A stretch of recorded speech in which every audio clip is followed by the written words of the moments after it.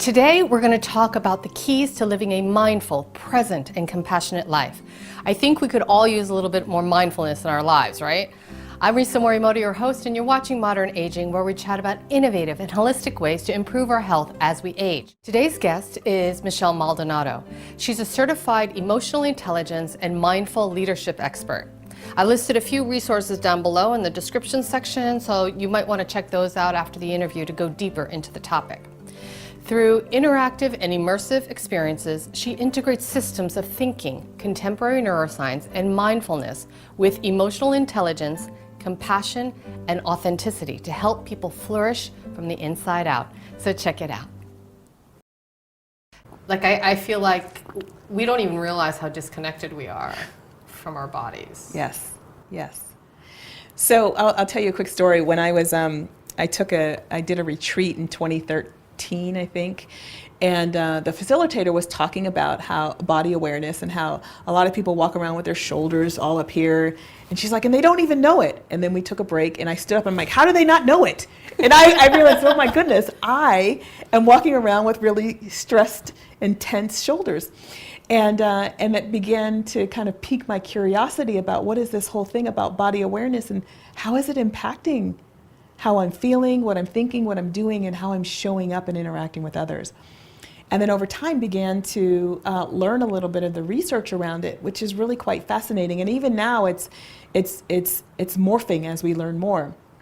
Initially, we looked, there was some research that looked at different types of emotions and where people feel them. And there's one study that was done out of Finland in like 2013, has done some follow-on things since then. And it was cross-cultural, cross-generational, cross-gender in Europe and Asia. And they gave silhouettes of the body, human body, on a piece of paper. And next to those silhouettes were, either a video or a word or a picture that sort of suggested a particular emotion. And they were asking people, where do you feel this emotion in your body? If you feel an increase in sensation, color it in on this silhouette. If you feel a decrease, color it in on this one.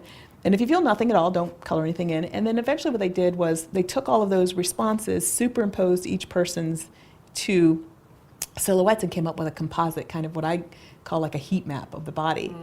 That was very telling for us, because what it suggested for one of the first times in a very clear way is that we all tend to hold the same types of emotions in the same general areas of our bodies. What that study doesn't do, what newer research is showing us, is that not everybody identifies the same experience as the same emotion. So you may look at a face and that may look like anger to me, but it looks like frustration to you, or it looks like confusion to you.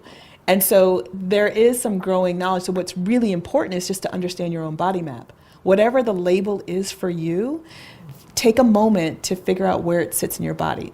And one good way to do that is to think about, I like to conjure up 3 good emotions, right?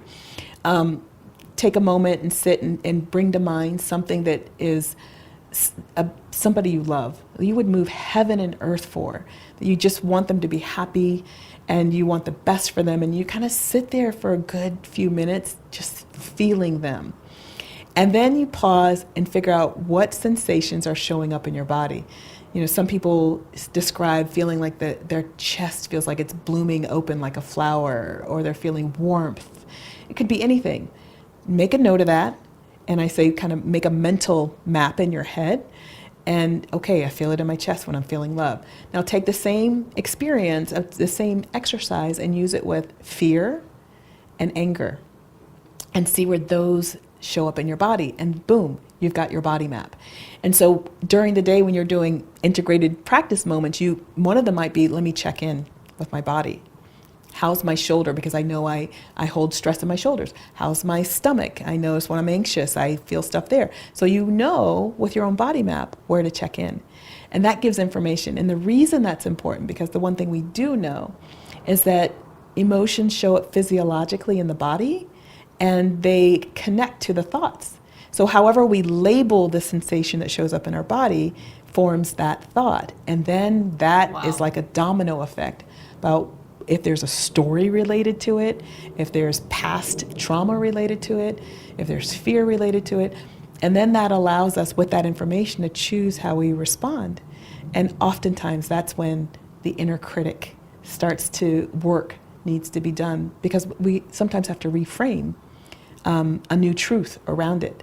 It's not that the act itself didn't happen, but we are reclaiming our power around it and how we wish for it to interact with us going forward. So I always say the lesson can stay, right? So pull the wisdom forward, but heal the emotional part of it. Wow. So say, something's happening and, you feel anxiousness in your stomach. Mm-hmm. So once you can identify that, then you can try to create language that will shift. Is it the type of thing where you're like, I no longer feel anxious about this. I can feel calmness, or I can feel, well, turbulence is a big thing for me. Turbulence. That's a good word. And I think a lot of us feel that. So the first point I want to make is that it's not about denying whatever's showing up. So it's not about saying, nope, we're not nervous. It's okay, because it might not be okay. So it's acknowledging what it is and telling yourself that you are okay. Like that okay, this is what's here, this is what's present. And you may need to use some mindfulness sort of meditation or practice to help calm the sensation so that you do have the emotional and mental capacity to process it in a healthy way. Because none of it is about suppressing, denying, avoiding. It's about allowing, with some sense of equanimity, whatever is present to exist and to meet it from a place that's healthy. And oftentimes when that happens, we do find we might need help outside of ourselves. So we may need to go talk to somebody. And whether that's somebody formal or informal, a friend, a therapist, or what have you. But part of the processing of it, after we notice it, is what do I need to do for my body to help it relax a little bit more into so that it's not so palpable. Now the other thing is sometimes it's there to help us, right? So I'll give another example. When I first started doing keynotes, and I was terrified at public speaking. I would, even though I was a lawyer, I could do that, but there was just something about talking and in front of a room full of people and being the only one up there. And what I realized after watching, looking at some research and seeing a magnificent video of research by Kelly McGonigal on how to reframe stress, what I realized, if I told myself two things about how my body was feeling. I was feeling lots of stuff in my stomach, my chest was constricting, I was perspiring, my heart was beating fast, and I was telling myself, oh my God, I'm so nervous, I don't know how I'm gonna do this, I'm so nervous. I was drilling it, right? Yeah. So two things happened after I did the research, saw Kelly McGonigal's video, and realized that if I could interpret what I was feeling differently as something positive. So what I realized, what I said to myself was, I am nervous because I'm about to do something really important that means a lot to me. And my body is simply summoning the energy that's needed for what I'm about to do next. Number one. And number two, because I'm not interested in being the sage on the stage or the expert in the room, what I really enjoy is conversation and discovery. So I told myself, I'm not going out there to lecture anybody. I'm going out there to have a conversation. So those two things, telling myself that my body was just simply summoning the energy for what I was to do next, and that was important. So thank you, body. Yeah, I'm nervous, and that's okay. And the second was because I'm going out to have a really important conversation. And that awesome. Began to shift how I showed up and how my body started to feel. I still feel nervous, but now I kind of celebrate it. That is awesome. So what would you love for people to take away from our conversation? Yeah, I would love for us all to not be so fearful and anxious about everything. Because there's a lot out there that we could say, well, this is a crisis. This is why I'm anxious. And yes, they're all real. And in fact, many of the things that we're watching and witnessing today, many are very scary. This isn't about not acknowledging that. This is about how do we ground ourselves so we can show up the best version of ourselves to meet that complexity that is here in the world. The crisis that we may face, crisis of trust, crisis of fill in the blank.